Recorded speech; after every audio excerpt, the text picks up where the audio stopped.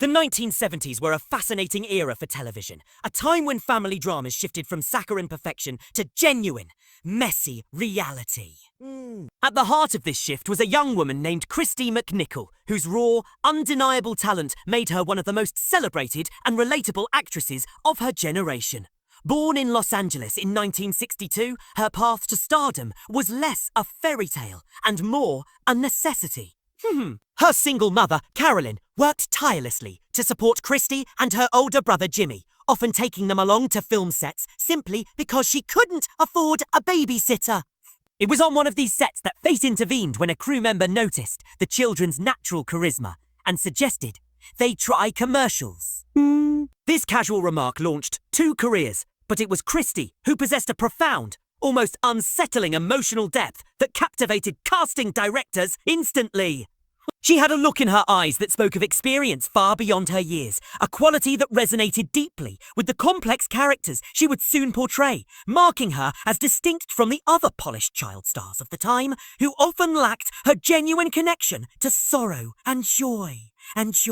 Her breakout moment arrived in 1976 with the acclaimed drama Family, where she played Letitia Buddy Lawrence. Buddy was not the typical sunny television teen. She was moody, sensitive, and struggled openly with the divorce of her parents, making her a mirror for millions of young people across America who felt unseen by the perfect family sitcoms of the past. Kristy's portrayal was revolutionary, earning her 3 consecutive Emmy nominations for Best Supporting Actress and securing 2 wins by the time she was just 17. She became America's cherished little sister, plastered across magazine covers and lauded by critics as the future of Hollywood. Yet, while the world saw a successful young woman effortlessly navigating the demands of fame, the reality behind the camera was a fractured existence. She often felt a profound role reversal with her mother, bearing the financial and emotional weight of her family's survival, which stole her childhood and replaced it with contracts, call times, and an overwhelming sense of responsibility that left no space for the normal. Formative experiences of adolescence. By the time Family concluded in 1980, Kristy McNichol, barely an adult at 18, was already exhausted, carrying the professional fatigue of a 30-year veteran. The industry, however, did not grant pauses. It saw a dependable asset, an actress who could deliver authentic emotion on cue, and the offers came in a relentless flood. She immediately plunged into major film roles, starring opposite Tatum O'Neal in the raw and defining teen drama Little Darlings, a movie that cemented her status as a cultural phenomenon and favourite rebel, a figure who felt achingly real on screen. Her performances continued to earn her critical accolades and a Golden Globe nomination for Neil Simon's Only When I Laugh. Externally, her career trajectory was unstoppable, a testament to her immense skill and star power, even earning her one of the highest salaries ever paid to a young actress.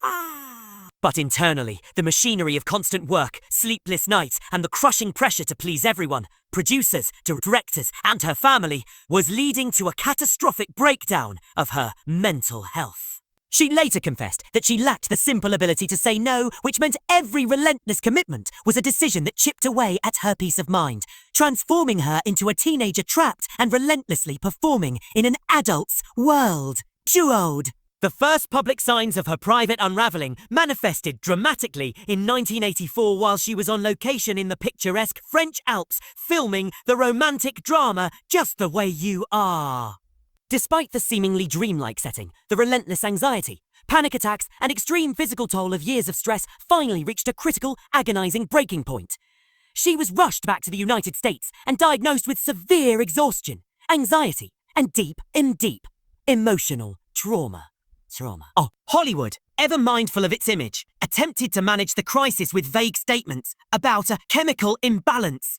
But the damage was done.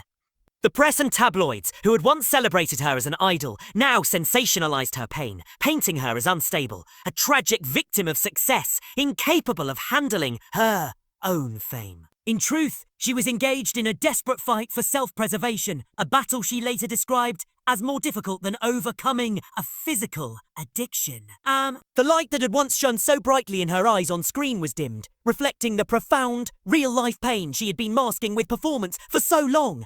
Yet she returned to finish the film, a testament to her enduring, but fragile commitment.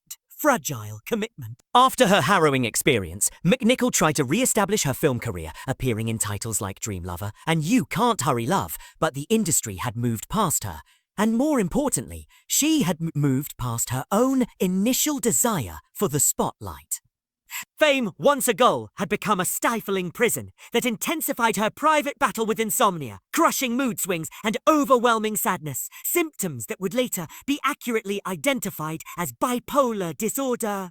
A challenging condition that had been lurking beneath the surface of her celebrity persona. During this turbulent, dark period, her older brother, Jimmy McNichol, the person with whom her entire career had begun, became her lifeline. He moved in, assuming the role of caretaker, cooking, cleaning, and providing the unconditional support she had never truly received during her formative years, finally allowing her to be the one who was cared for rather than the eternal caregiver. This personal stability allowed her to accept a role that seemed like a safe harbor, the police officer Barbara Weston on the NBC sitcom Empty Nest in 1988.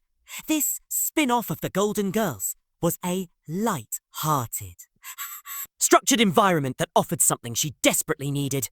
Consistency and a supportive, close-knit cast and crew. For a few years, it seemed she had found her balance. She was a beloved fixture on Saturday nights, and fans celebrated her return to the small screen.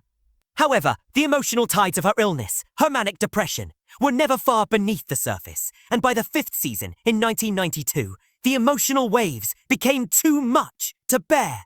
Quietly, without the media fanfare or dramatic press conferences the industry expected, she made a definitive choice. She walked away, this time for good, prioritizing her health over her contract. It was nearly a decade later, in 2001, that the complete, unvarnished truth was finally shared with the public. Kristy McNichol revealed that she had been suffering from what was then known as manic depression, now clinically understood as bipolar disorder, explaining her 1992 departure was an act of survival. Her confession was a monumental act of quiet courage in an era where mental health was still heavily stigmatized, breaking barriers for countless others who felt trapped by their own private battles. She stated simply that she wanted to tell people the truth, not for sympathy, but to help others feel less alone, especially young people navigating similar pressures. After making a brief, final appearance for the Empty Nest finale in 1995 and lending her voice to a few animated projects, Kristy McNichol completely disappeared from the screen, making it clear that her story with the chaotic, all-consuming world of Hollywood was definitively concluded. Her life after acting became a masterclass in choosing self-care over celebrity. For the first time since she was a small child, she had the freedom and the silence to live only for herself.